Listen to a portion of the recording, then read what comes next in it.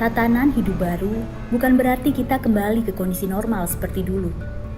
Tapi, kita memulai aktivitas normal dengan kebiasaan baru, dengan meningkatkan disiplin dan siaga terhadap penyebaran COVID-19.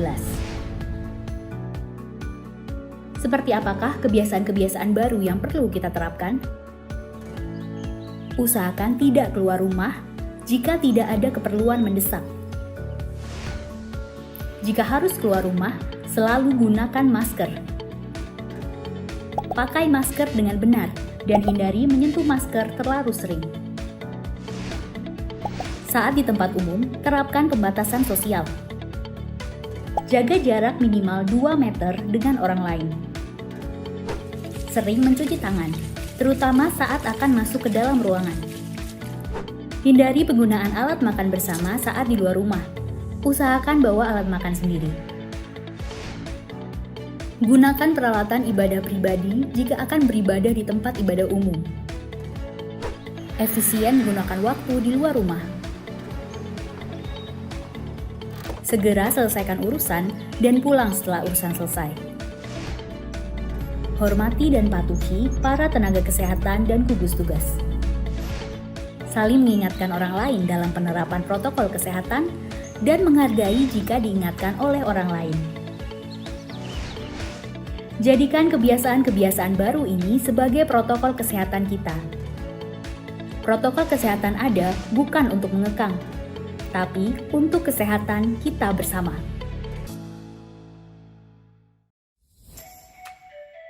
Panduan new normal di tempat ibadah. Datang dalam kondisi sehat. Menerapkan protokol kesehatan bagi jamaah. Menerapkan physical distancing. Selesai menunaikan kewajiban agar segera keluar secara tertib.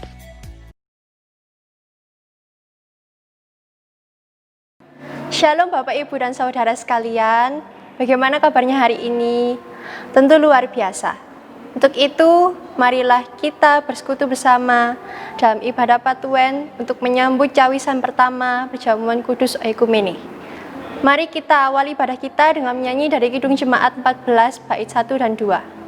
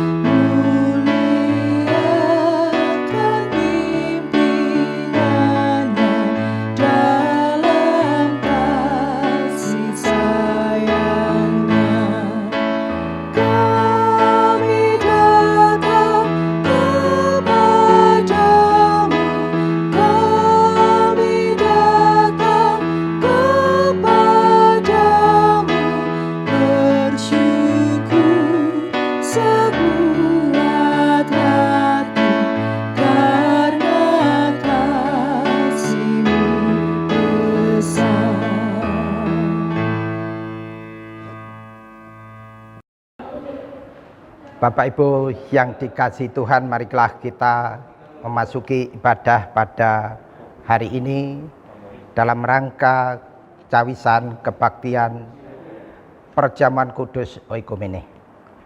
Mari kita menghadap Tuhan. Ibadah keluarga pada bulan Kitab Suci dan cawisan Perjamuan Kudus Oikumene saat ini kita lakukan dalam nama Allah Bapa, Sang Pencipta langit, bumi, dan isinya, Yesus Kristus Sang Firman hidup, dan Roh Kudus Sang terang kehidupan. Kasih, karunia, dan damai sejahtera dari Tuhan Allah ada pada saudara-saudara. Amin. Mari kita sambut dengan menyanyi dari Kidung Jemaat 66 bait 1 dan 2.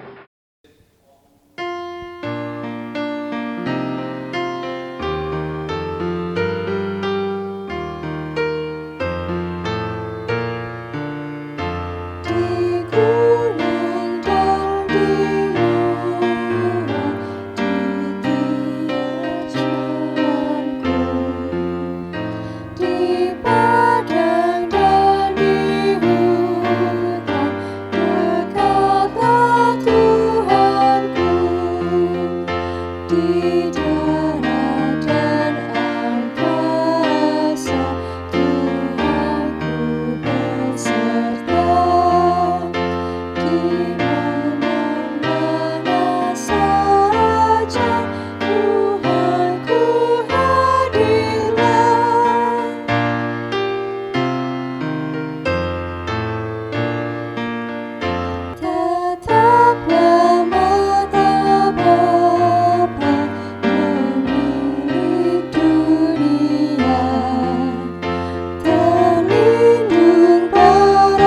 siapa yang harap kasihnya, pun burung dan tanaman terjamin hidupnya. Ya segenap ciptaan dirawat olehnya.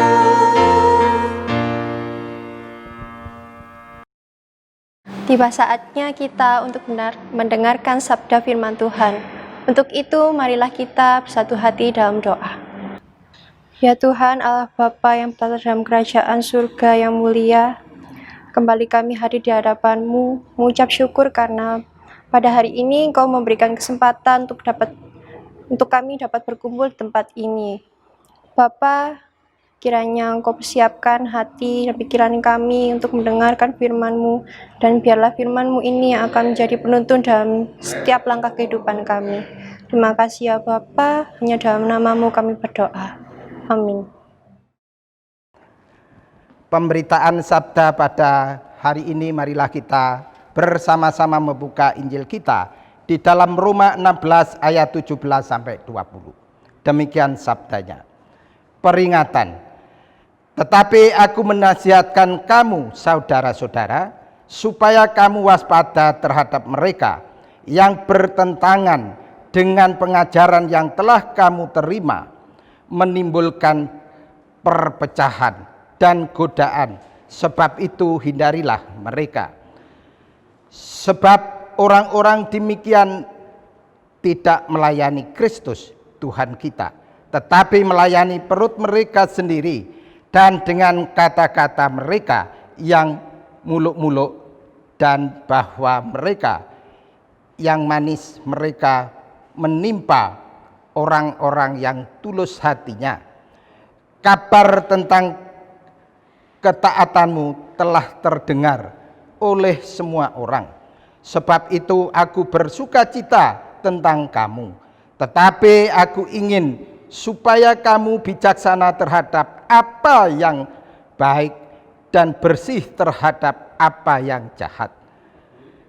Semoga Allah sumber damai sejahtera segera akan menghancurkan iblis di bawah kakimu. Kasih karunia Yesus Tuhan kita menyertai kamu. Demikian sabda Allah pada sore petang malam hari ini. Sebelum mendengarkan sabda firman Tuhan, marilah kita pujikan Kidung Jemaat 260 bait yang pertama.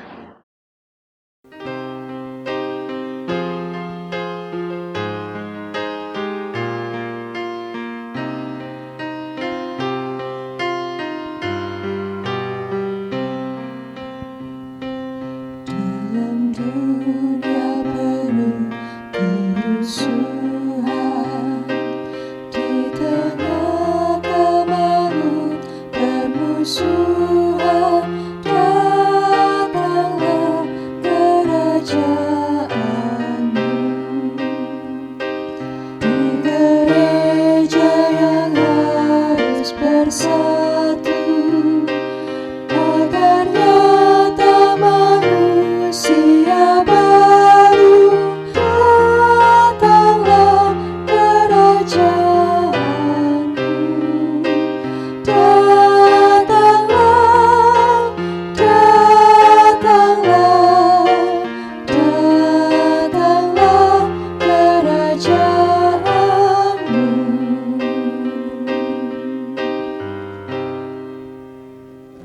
Ya. Tema di dalam persiapan perjamuan kudus pada kesempatan ini adalah dalam dunia penuh kerusuhan. Hal ini nampaknya tidak terlalu asing dengan kata-kata dunia dan kerusuhan. Oleh karena itu, baiklah kita ulangi di dalam pembacaan firman Allah pada bagian yang ke-17.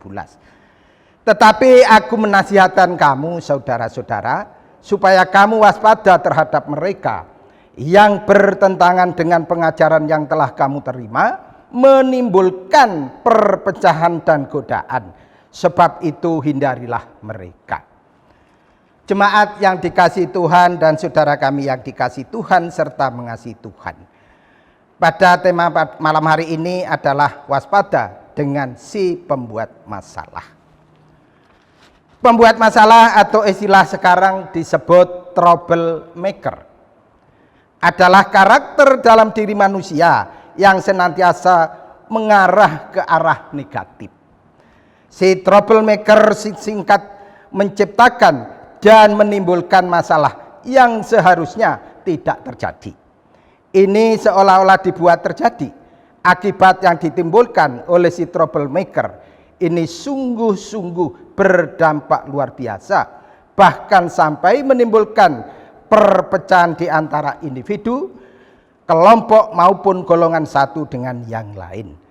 Tentu si troublemaker tidak punya ditemui di kehidupan masyarakat luas, namun bisa jadi dia ada di dalam lingkup kehidupan gereja kita. Jumlahnya memang tidak banyak, namun hanya satu troublemaker saja bisa menghancurkan semuanya sehingga kita perlu waspada. Saya bisa mengatakan bahwa antara troublemaker dan pemikir itu tidaklah banyak. Namun demikian dengan troublemaker dan pemikir diperlukan sebuah pemikir-pemikir yang baik. Seperti di dalam bacaan kita, beberapa masalah menyebabkan perpecahan di jemaat Roma. Sehingga Rasul Paulus memberikan peringatan keras kepada jemaat di Roma untuk bersikap tegas terhadap para pembuat masalah. Rasul Paulus agar jemaat dapat bijaksana terhadap apa yang baik dan bersih, terhadap apa yang jahat. Selain itu Paulus mengingatkan jemaat Roma agar tetap teguh serta kuat dalam Tuhan, agar iman mereka tak tergoyahkan sedikit pun karena adanya godaan dari si troublemaker. Marilah kita baca ulang di dalam ayat yang ke-19. Firman Tuhan mengingatkan demikian. Kabar tentang ketaatanmu telah terdengar oleh semua orang, sebab itu akan bersukacita tentang kamu. Tetapi aku ingin supaya kamu bijaksana terhadap apa yang baik dan bersih terhadap apa yang jahat. Ini menekankan bahwa umat manusia pilihan Allah tidaklah mereka serta-merta melakukan kejahatan, baik ucapan maupun tindakan. Sedangkan apa yang akan dilakukan harus dipikir dulu, dan apa yang dia katakan harus dia nilai secara baik. Seorang pemikir yang disebut dengan Sokrates, dia mengatakan, pikirlah dulu baru berkata, dengarlah dulu baru beri penilaian. Kebanyakan sumber masalah timbul dari hal ini. Banyak orang yang berkata tanpa berpikir dan menilai tanpa mendengar. Dan inilah salah satu contoh perbuatan jahat yang disebut troublemaker. Sekarang kita di posisi yang mana? Bapak dan Ibu yang dikasihi Tuhan. Ini menjadi renungan kita masing-masing. Apakah kita si troublemaker atau kita paper maker? Mari berrefleksi, mari introspeksi diri. Tuhan menyertai kita saat ini dan selama-lamanya. Sokrates juga mengingatkan buat kita, janganlah engkau berteman dengan orang jahat, karena sifatmu akan mencuri sifatnya tanpa engkau sadari. Oleh karena itu, di dalam catatan kecil di sini ada beberapa hal, setidak-tidaknya ada 3. Yang pertama, pesan penutup dari surat Paulus kepada jemaat di Roma sangatlah tegas, waspada terhadap pengajaran yang menimbulkan perpecahan dan godaan. Hal ini supaya jemaat di Roma tetap bersatu hati dan satu dalam persekutuan umat Tuhan. Yang kedua, realitasnya sampai saat ini dalam gereja pun sering muncul ungkapan provokatif dan hasutan yang menimbulkan perpecahan. Begitu juga dalam hubungan antar denominasi yang merasa diri menimbulkan baik, suci dan kudus, sedangkan yang lain imannya kecil dan tidak ada Roh Kudusnya. Klaim teologi seperti ini yang seringkali menimbulkan perpecahan dalam persekutuan di dalam iman Kristen. Yang terakhir, Bapak Ibu yang dikasihi Tuhan, kita setiap tahun sudah barang tentu mengingat dan melakukan yang disebut perjamuan kudus oikumene. Perjamuan kudus oikumene mengingatkan bahwa kita hidup di dunia ini dengan sesama ciptaan yang lain. Oikomen artinya oikos dan menen. Oikos berarti rumah, menen berarti tinggal. Jadi kita menyadari hidup di dunia ini bersama dengan yang lain sebaiknya bisa menjadi keutuhan, kesatuan, dan keharmonisan. Dalam perjamuan kudus kita harus berdoa meninggalkan hal-hal yang cacat di dalam kehidupan kita dan meninggalkan dosa-dosa yang kita lakukan, sehingga kita diingatkan telah didamaikan dan disatukan oleh kasih Allah. Mari kita sambut perjamuan kudus oikumene ini dengan komitmen dari untuk mau menjadi pribadi yang membawa damai sejahtera, bukan perpecahan. Kiranya Tuhan memberkati. Terima kasih. Baiklah, kita telah mendengar sebagian dari sabda Tuhan. Kita masuki di dalam saat teduh.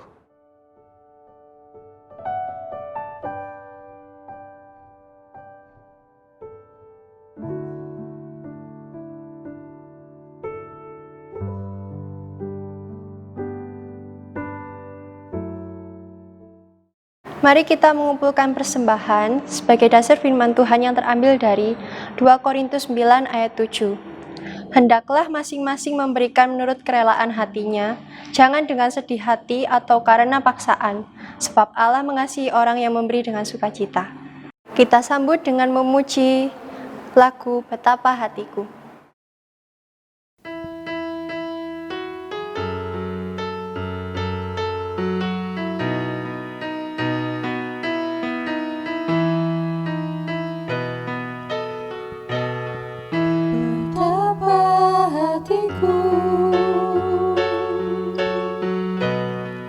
Berterima kasih Yesus, Kau mengasihiku, Kau memilikiku. Hanya ini Tuhan persembahanku, segenap hidupku, jiwa dan ragaku, sebab aku miliki harta kekayaan yang cukup berarti untuk ku persembahkan. Hanya ini Tuhan permohonanku, terimalah Tuhan persembahanku. Pakailah hidupku sebagai alatmu seumur hidupku.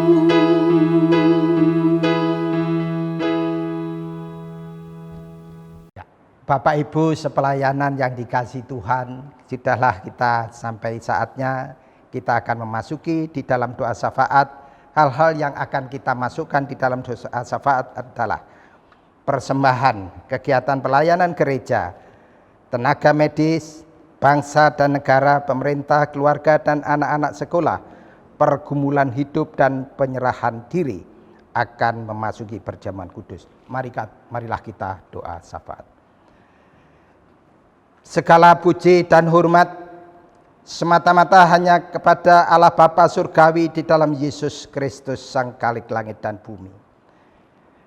Pada kesempatan yang indah ini ya Tuhan, kami telah mendengarkan sabda Tuhan di dalam pengajaran bahwa kami diingatkan untuk tidak melakukan perbuatan yang menimbulkan permasalahan. Sebagian kecil sabda Tuhan tadi kami boleh merasakan, bahkan boleh menyimpan di dalam kehidupan kami, serta kami dapat melakukan di dalam kehidupan sehari-hari. Bapa di dalam surga, kami telah mengumpulkan sebagian kecil persembahan yang telah kami aturkan. Tuhan kuduskan, biarlah persembahan ini menjadi sarana pelayanan di ladangnya Tuhan, sehingga persembahan ini semakin hari semakin diberkati dan bermakna di dalam keutuhan jemaat kasih Tuhan di Kedung Kandang. Bapa di dalam surga, dengan maraknya COVID pandemi 19 ini, kami tentunya juga menyerahkan para petugas medis, kiranya Tuhan jamak dengan kuasa Roh Kudus agar mereka dapat melakukan dengan penuh sukacita, dengan penuh kewaspadaan, dan mereka dapat terhindar dari COVID-19 ini. Bapa di dalam surga, kami juga menyerahkan buat rumah sakit yang telah terpanggil, terpilih, terberkati, sehingga mereka dapat melakukan tugas dan fungsinya. Sehingga mereka pun juga tidak melakukan diskriminasi siapapun.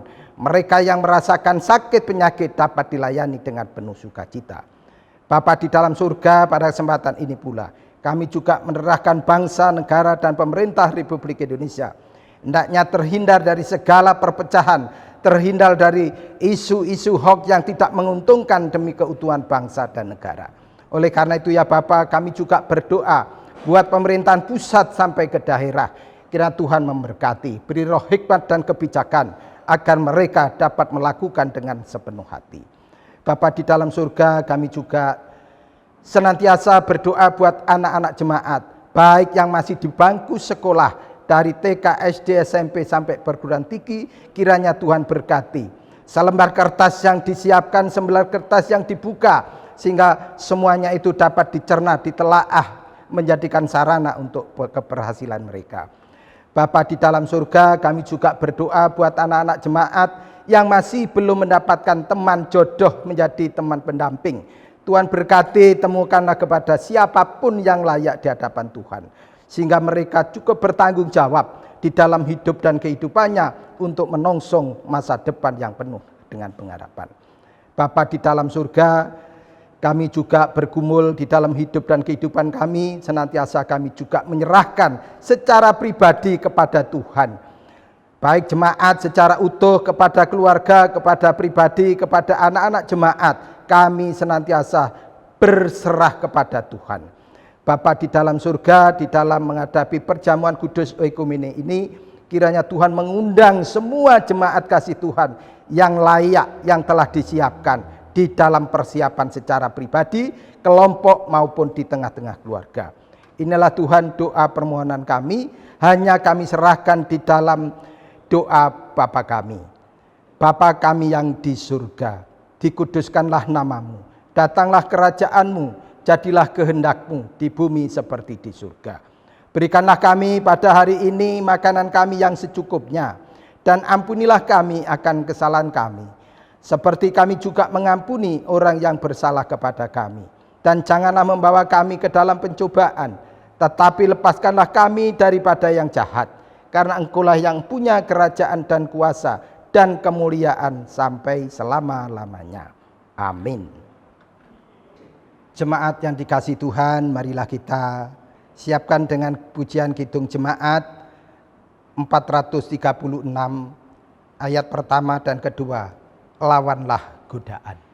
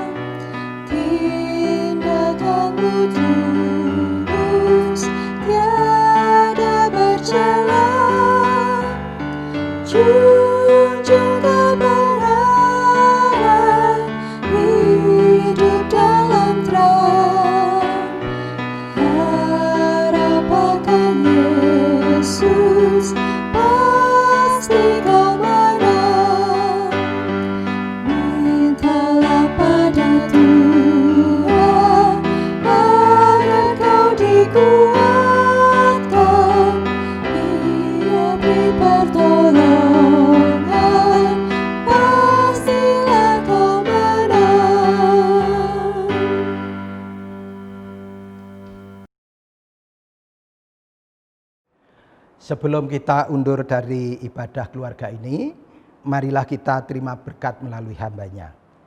Mari kita siapkan hati dan pikiran kita. Kasih, karunia, dan damai sejahtera dari Allah Bapa di dalam Yesus Kristus Sang Putra serta persekutuan Roh Kudus kiranya menyertai jemaat kasih Tuhan di tengah-tengah keluarga saat ini sampai selama-lamanya. Haleluya. Amin. Kita sambut dengan pujian Kidung Jemaat 345 ayat 1 dan kedua. Sertai kami Tuhan.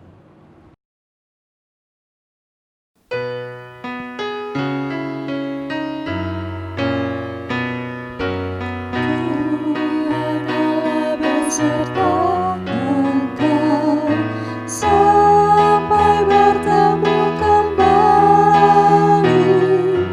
Kasih Kristus mengawali.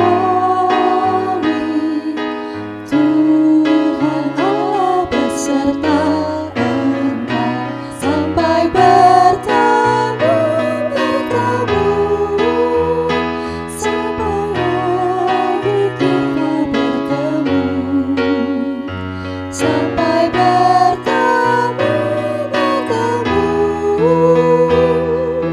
Tuhan Allah beserta engkau.